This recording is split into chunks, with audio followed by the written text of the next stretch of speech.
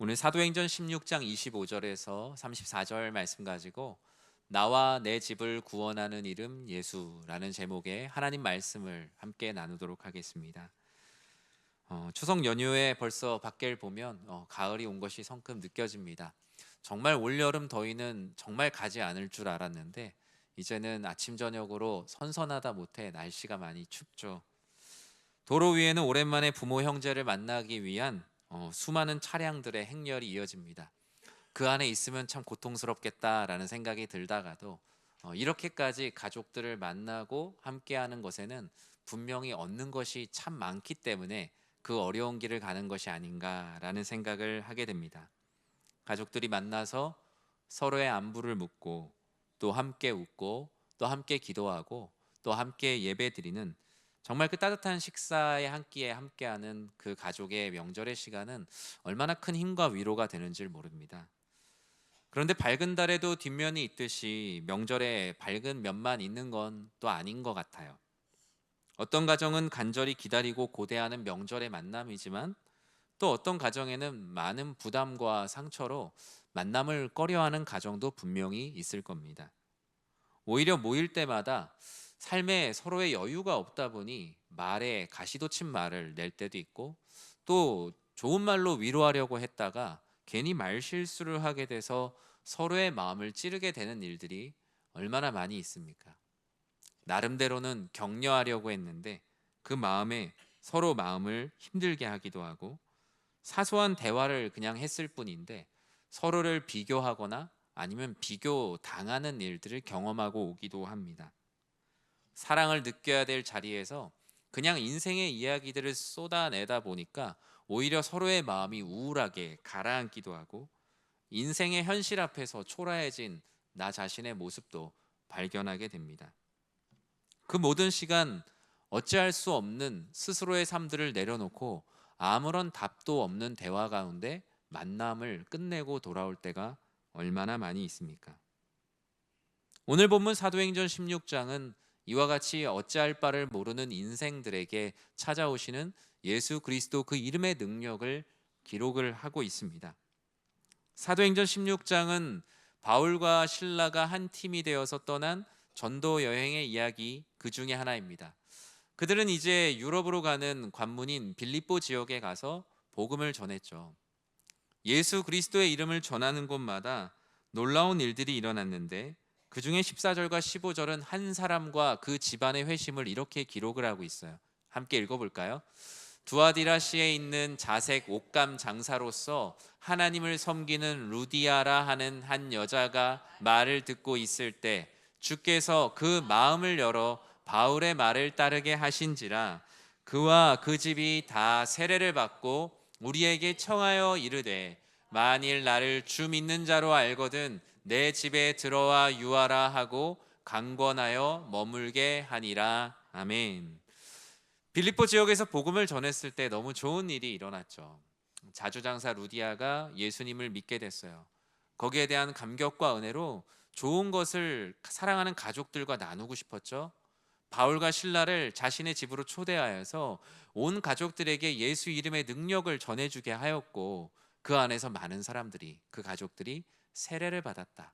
그리고 바울과 신라 역시 복음을 전하는데 고된 자신의 몸을 누일 집을 얻게 됩니다. 이와 같은 복음 전하는 일에 좋은 일만 일어나면 좋겠지만 사도행전의 역사는 어려운 일들도 같이 기록을 하고 있죠. 19절에 보면 그 일 이후에 이런 일이 일어나요.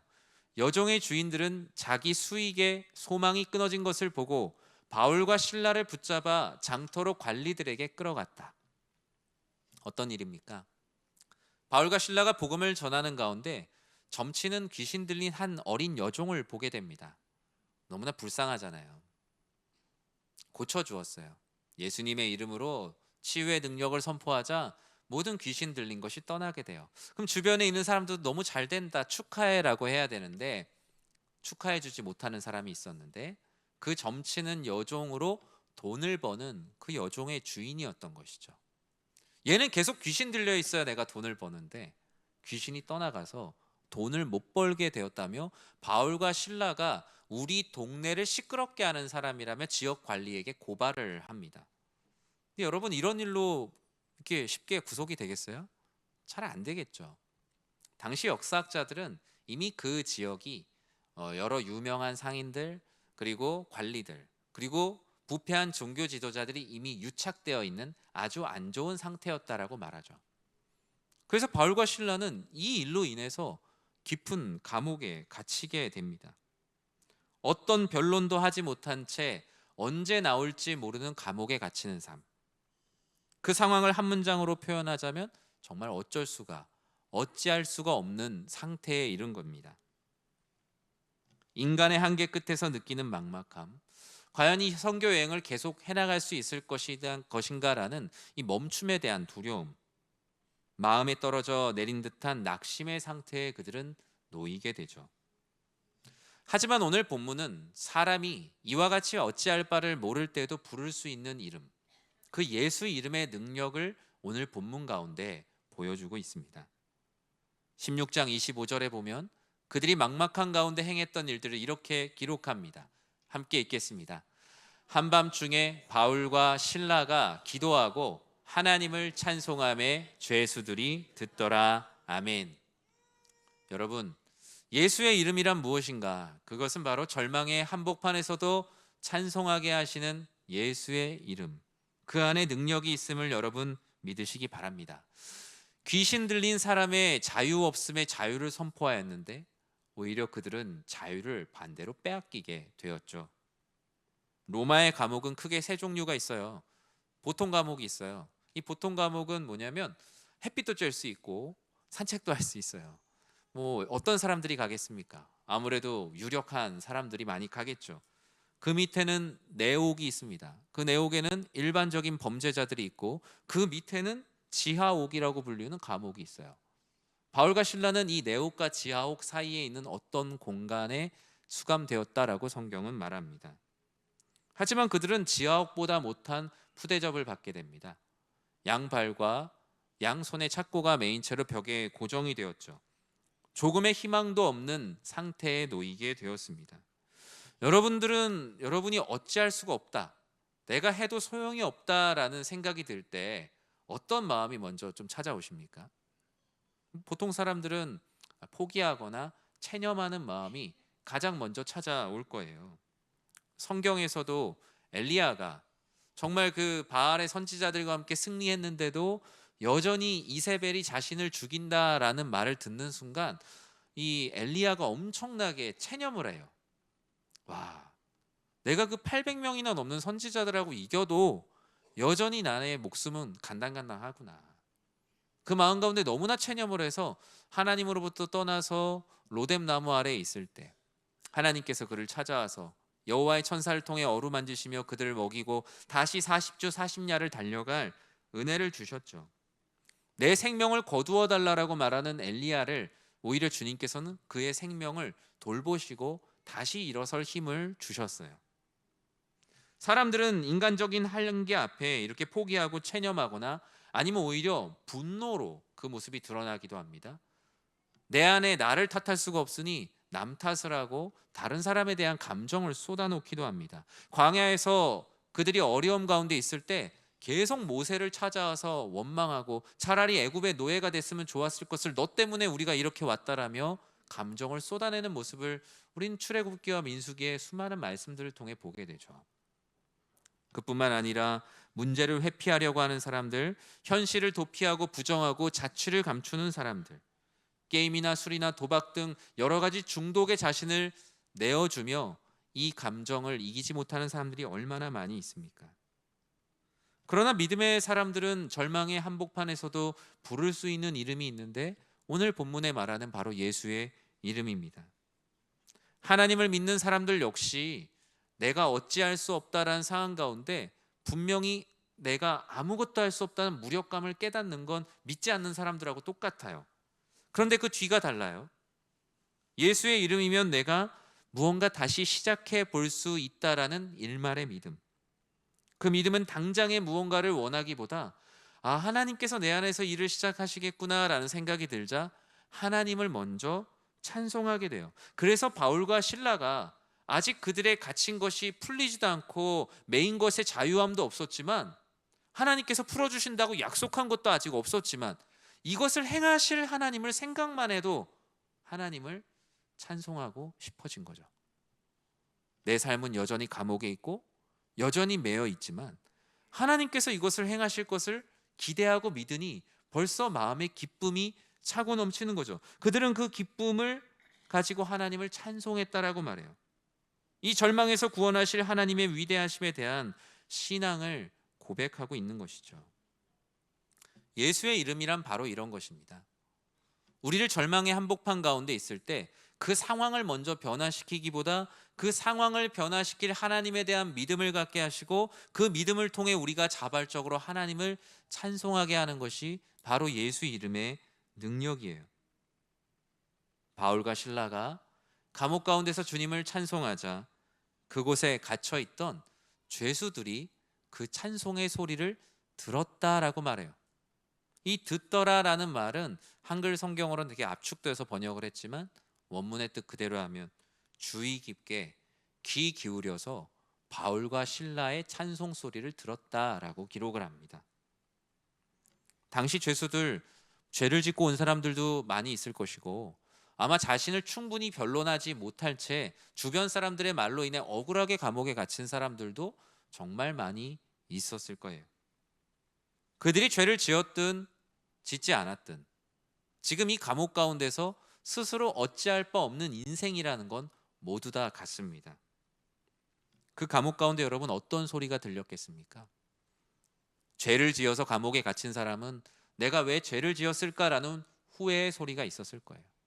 내가 그 순간 왜 참지 못했을까라는 한탄도 있었을 거예요. 죄를 짓지 않고 감옥에 온 사람들은 나는 억울하게 갇혔다라며 자신 안에 있는 감정을 쏟아놓는 불평과 불만, 아픔의 소리들이 그 감옥 안을 수놓았을 것입니다. 그런데 바울과 실라로부터 들려오는 소리는 감옥으로부터는 한 번도 듣지 못한 소리예요. 욕설과 불평과 불만의 소리가 난무하는 그 감옥이라는 작은 세상 속에서 한 번도 듣지 못한 복된 소리, 바울과 실라가 찬송하는 소리는 마치 이 땅 가운데 사망 권세 가운데 모두 다 죽을 수밖에 없었던 그 소리 가운데 울려 퍼지는 예수 그리스도 그 구원의 이름이었던 것입니다. 바울과 실라의 찬송이 죄수들의 마음 가운데 무언가 형언할 수 없는 것을 만들어가고 있었던 것이죠. 사랑하는 성도 여러분, 우리가 이 세상 가운데 살아가야 되는 모습이 바로 이 바울과 실라와 같은 삶이에요. 이 세상은 어쩌면 감옥과 같은 세상입니다. 저마다 자신이 무엇으로 구원받아야 되는지 모르고 나는 이것으로 구원받았다는 것을 자랑하는 자랑의 소리가 가득한 감옥 같은 세상. 때로는 무엇이 나를 구원하는지 몰라서 나를 왜 이렇게 만들었냐라며 불평과 불만과 한탄과 고통과 슬픔의 소리만 가득한 감옥 같은 세상이죠. 하지만 하나님께서는 독생자 예수 그리스도를 보내셔서 그들이 한 번도 듣지 못한 소리를 이 감옥과 같은 세상 가운데 들려주셨어요. 여러분, 이번 명절에 가족들하고 많이 모이겠죠? 여러 가지 많은 이야기들이 있을 거예요. 삶의 아픔들도 있을 것이고 나는 이런 것들로 성공했다라는 성공담들도 듣게 될 거예요. 그러나 그 수많은 이야기 가운데 우리를 구원한 그리스도 예수의 이름이 없다면 그것은 감옥 가운데 사람들이 이야기했던 그런 이야기들과 별반 다르지 않습니다. 오히려 밖에서 듣는 얘기들은 우리를 두렵게 하고 좌절하게 하고 우리를 힘들게 하는, 걱정하고 근심하게 하는 수많은 말들이 가득하지요. 전 여러분들이 바울과 실라와 같이 그곳에서 나를 구원하시는 예수 그리스도의 이름, 그 이야기를 들려드리는 우리 선교사와 같은 삶을 사시길 주님의 이름으로 간절히 축원합니다. 어디서도 듣지 못한 위로와 평안을 세상은 듣고 싶어 합니다. 그 감옥 안에 있는 또 다른 죄수의 이야기가 아니라 그 죄수들과 완전히 다른 또 다른 사람들의 소리. 두려움과 걱정 가운데 살아가는 여러분의 가족들 안에 건강한 균열을 만드십시오. 그것이 바로 절망 속에서 찬송하는 예수 이름의 능력이에요. 그 이름의 능력을 찬양하고 그 이름의 능력을 찬송하는 소리를 사람들이 듣는 순간 그들의 마음뿐만 아니라 그들이 거하고 있는 감옥에도 무언가 균열이 생겼다라고 말하죠. 26절에 어떤 일이 일어났다라고 말합니까? 이에 갑자기 큰 지진이 나서 옥터가 움직이고 문이 곧 다 열리며 모든 사람의 매인 것이 다 벗어진지라. 이 말씀은 당시의 하나의 현상이기도 하지만 하나님이 구원자임을 알지 못했던 사람이 하나님이 나의 구원자임을 알게 되는 순간 일어나는 마음의 변화라고도 말합니다. 자신이 가지고 있는 세계관이 무너집니다.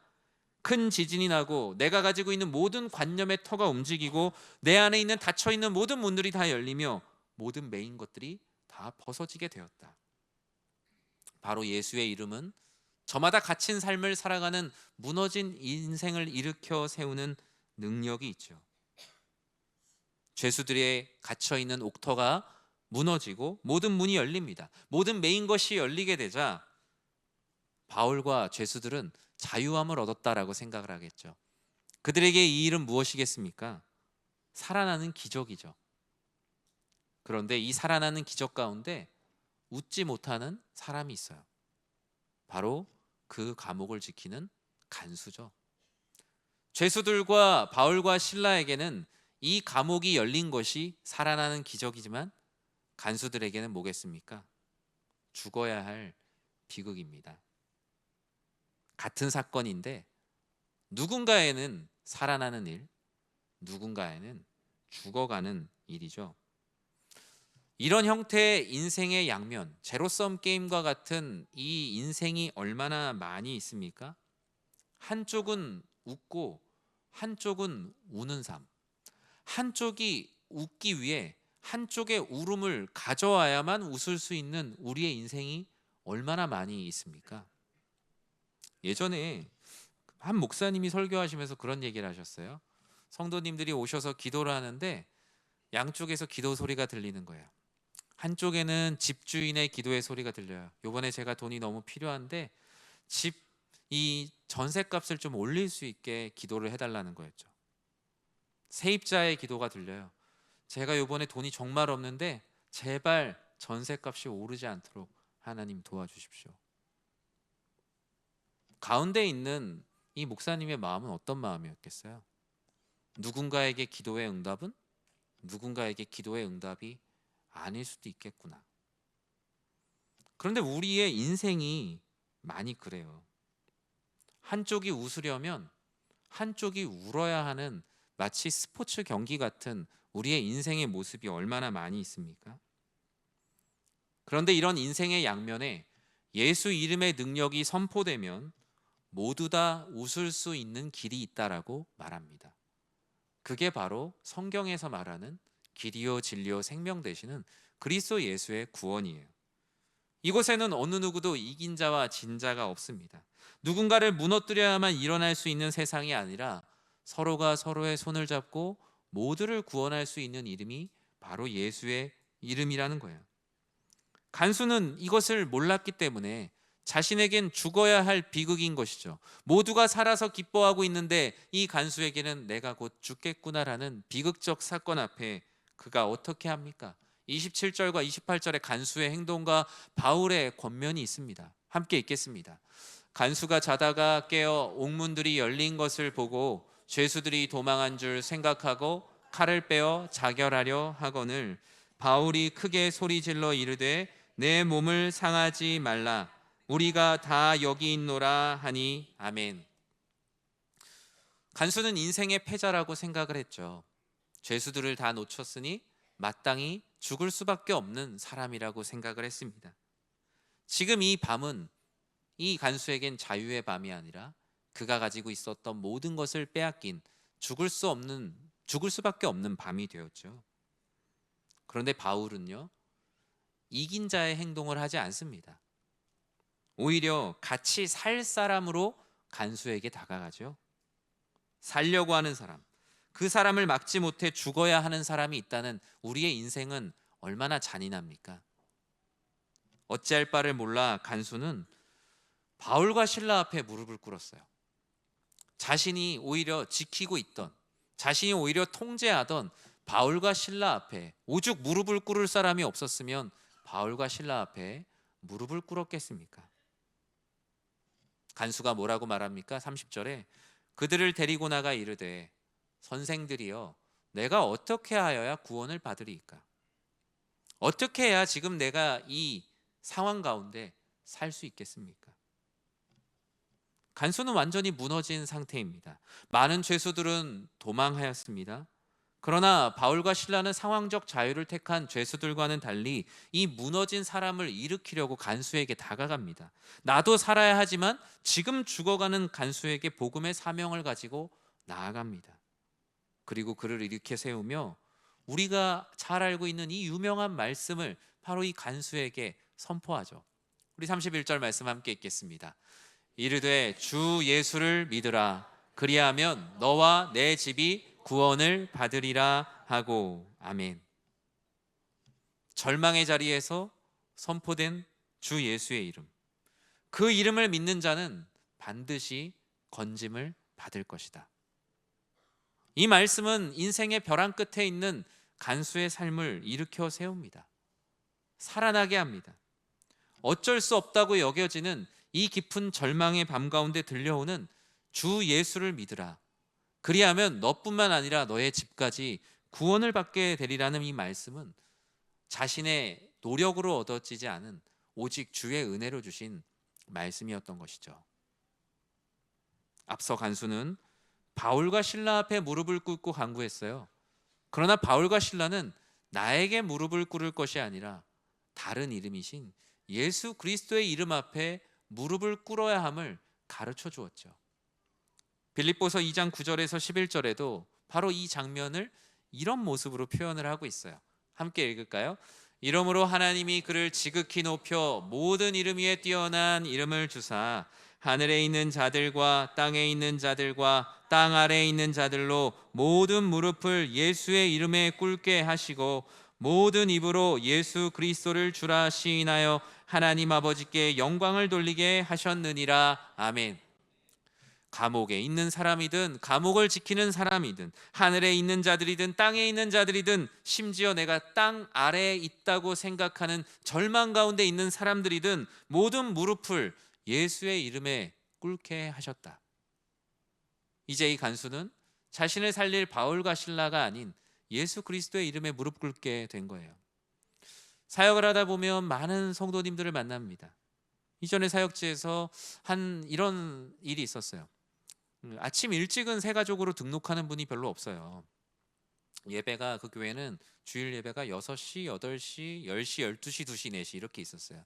그러면 6시나 8시 예배 때는 새 가족이 거의 오지 않아요. 주로 이제 새로 오신 분을 모시고 올 때 좀 나오시기 편한 10시, 12시 뭐 이런 시간에 보통 모시고 오는데 그날 이제 아침 시간에 새 가족이 오신 거죠. 네, 그럼 새 가족이 오시면 이제 어떻게 오셨냐 이렇게 목사님께서 물어보셨는데 그 새 가족이 잠시 아무 말을 못 하더니 그런 말씀을 하시더라고요. 어젯밤에 내가 내 인생을 정말 이제 마감해야겠다. 내가 정말 죽어야겠다라는 생각이 들어서 아침에 이렇게 되면서 그래도 교회라는 곳에 한번 갔다 왔으면 좋겠다라는 마음이 생겼대요. 그리고 그날 예배를 드리면서 그분이 마음 가운데 하나님께서 주셨던 마음은 살아야 될 이유. 내가 어제 죽을 것 같았던 그 이유가 그렇게 죽을 것 같았던 일은 아니었구나. 하룻밤이 지나고 나니 오히려 죽어야 할 이유가 살아야 할 이유가 되기도 하는구나. 그런 이야기를 아침에 이렇게 나눠주시더라고요. 오늘 본문에 나온 간수의 마음이 그런 마음 아닐까요? 가정을 구원하시는, 가정의 구원과 회복을 이루시는 예수의 이름으로 이제 점점 더 그 능력은 확장되어져 가고 있어요. 사람 앞에 무릎을 꿇고 도와달라고 하던 간수는 이제 예수의 이름 앞에 무릎을 꿇고 구원을 받았다라고 성경 기록을 합니다. 감옥에 있는 죄수들만 절망 중인 사람인 줄 알았는데 간수는 그 가운데 느꼈죠. 내가 지키던 사람들만 죄수가 아니라 나도 죄인이구나. 우리는 세상 가운데 저마다 성공한 삶을 각각의 계층별로 나누기도 하고 저 사람은 잘된 사람, 나는 안 된 사람. 각자의 기준을 가지고 많은 사람들은 서로 나누며 살아갑니다. 그러나 예수 그리스도의 이름 앞에 무릎 꿇은 자는 그 모든 것이 아무런 의미가 없구나. 우리는 그저 죄인이구나. 우리에게는 우리를 구원하시는 자기의 죄들로부터 저들을 구원할 예수 그리스도의 이름의 능력이 필요하구나.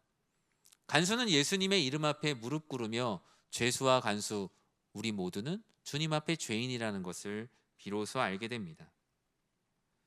이 간수는 예수를 믿은 후 가장 먼저 그날 밤 바울과 실라를 자기 집에 데려갑니다. 마치 사도행전 16장에 처음에 루디아가 예수님을 믿고 그 기쁨을 사랑하는 가족들에게 나누고 싶은 마음에 가족들에게 데려가요. 그런데 저는 상황은 좀 다른 것 같아요. 이 상황이 어떻죠? 32절에서 34절 말씀을 같이 한번 읽어볼까요?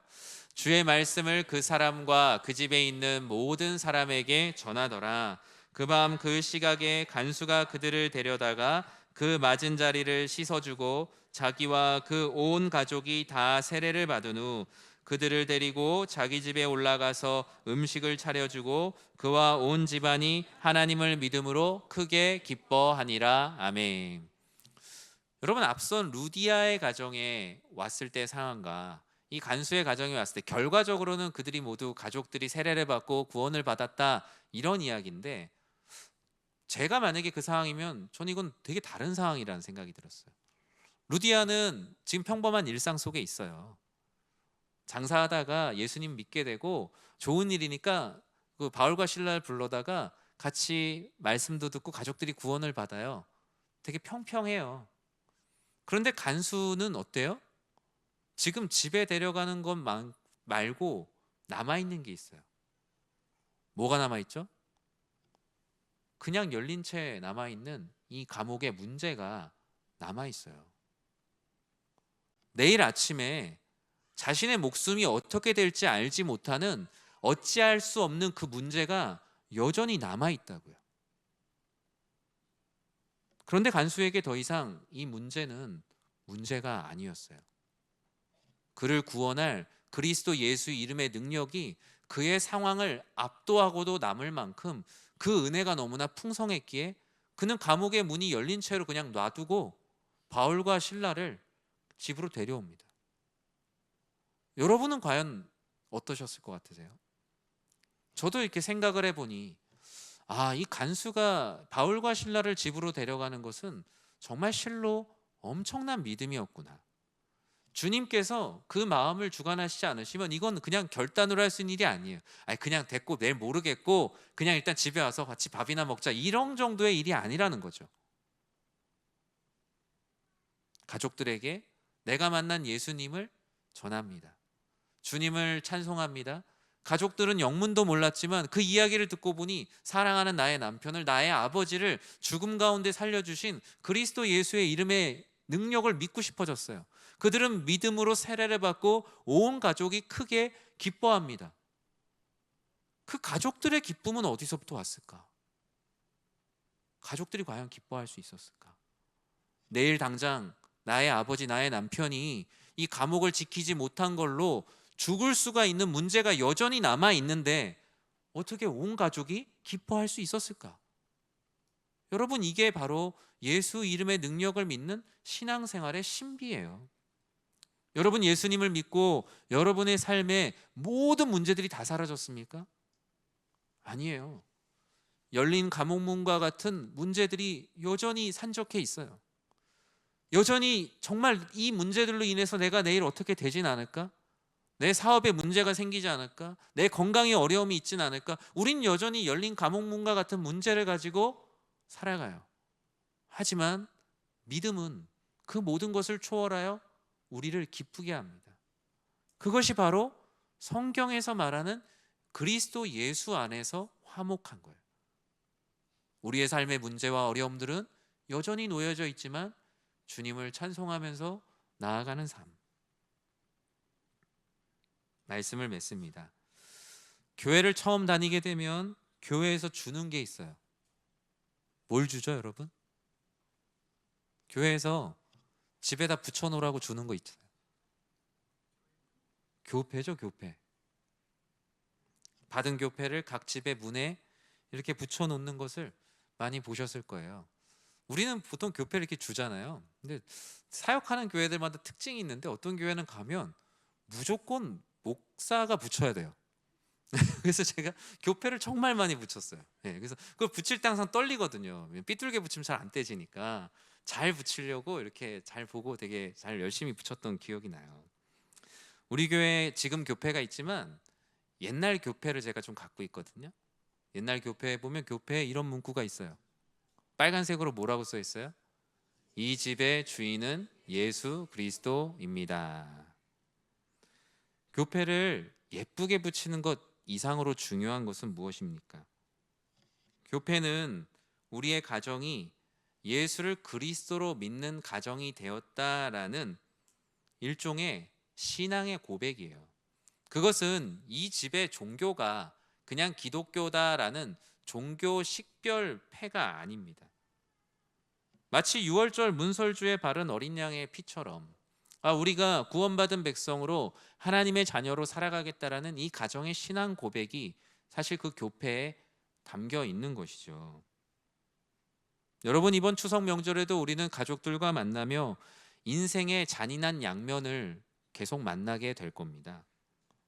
기쁘고 즐거운 일이 있는가 하면 갈등과 외로움 가운데 놓여 있는 형제 자매를 만나기도 할 것이며, 또는 여러 슬픔 가운데 어찌할 바를 모르고 마치 간수가 무릎 꿇을 사람, 붙잡을 사람을 찾는 것처럼 어려움 가운데 놓여 있는 우리 친지들을 만날 수도 있습니다.